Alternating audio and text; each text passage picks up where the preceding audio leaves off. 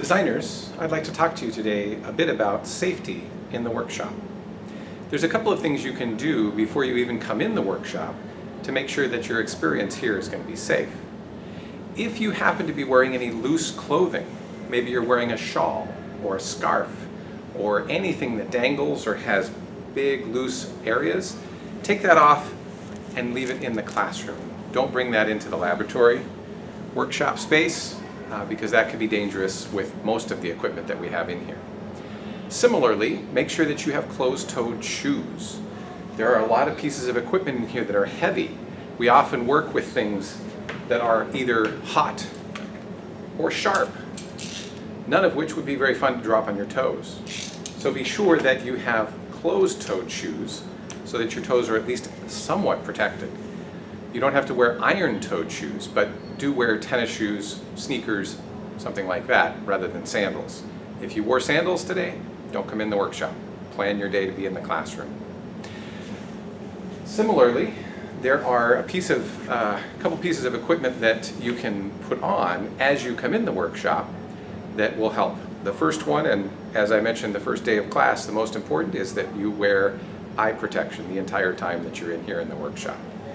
We have several different kinds. These ones have sliding earpieces that get longer and shorter to adjust. These ones, of course, have the elastic bands and fit nicely over existing eyewear. If, like me, you don't have perfect eyes to start with, you've got these ones. Several different options to choose from. Find one that works for you for the day, but even if you can't find one that's comfortable, find one that will stay on your face, because you must have one the whole time that you're here.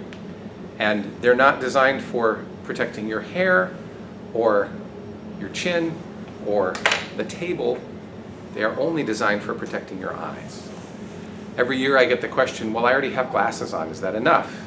And because the side is not protected, no. Unless you have sports glasses that wrap around, and then yes.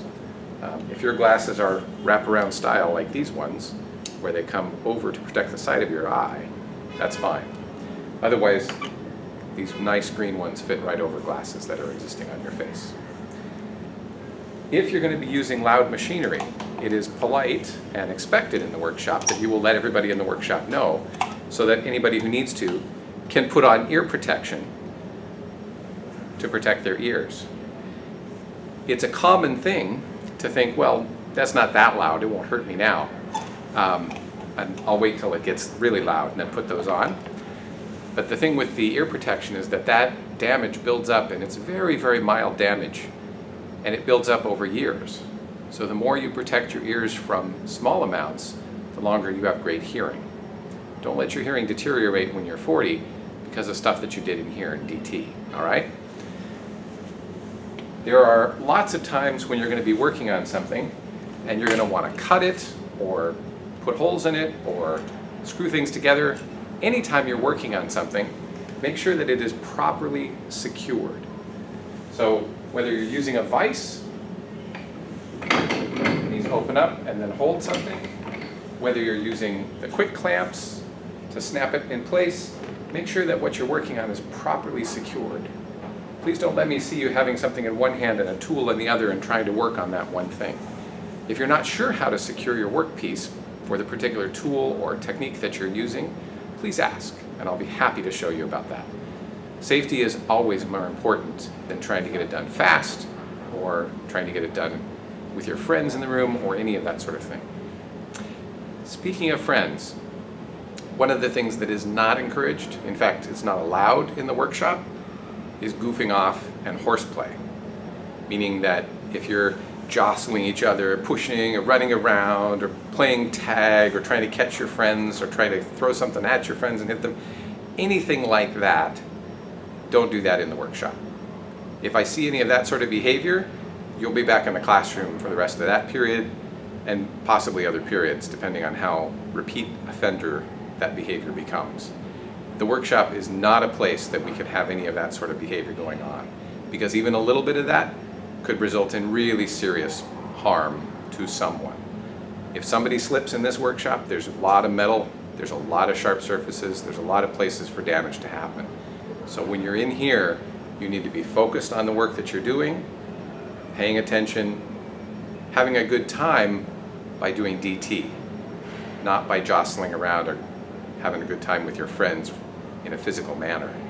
That just simply cannot be accepted.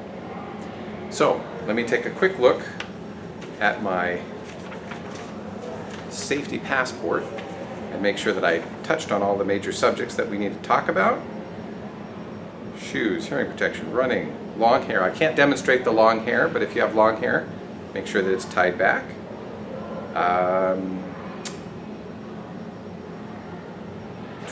The last piece that I needed to mention is that it is everybody's responsibility to keep the workshop clean. I could make cleaning assignments, but that wouldn't make a lot of sense for most classes because only a few people are in here working. And if your job is to wash out the paintbrushes and nobody used paintbrushes that day, there's not really any point. So instead, my expectation is that you guys are all adult enough already to clean up after yourselves. Take a look around your workshop space and say, what here needs to be cleaned up? The question is not, what do I think is mine? The question is there anything to clean up? It should always look like this space over here, which is nice and clean and empty. If there's anything on that workbench, like here, I'm going to have to clean that up.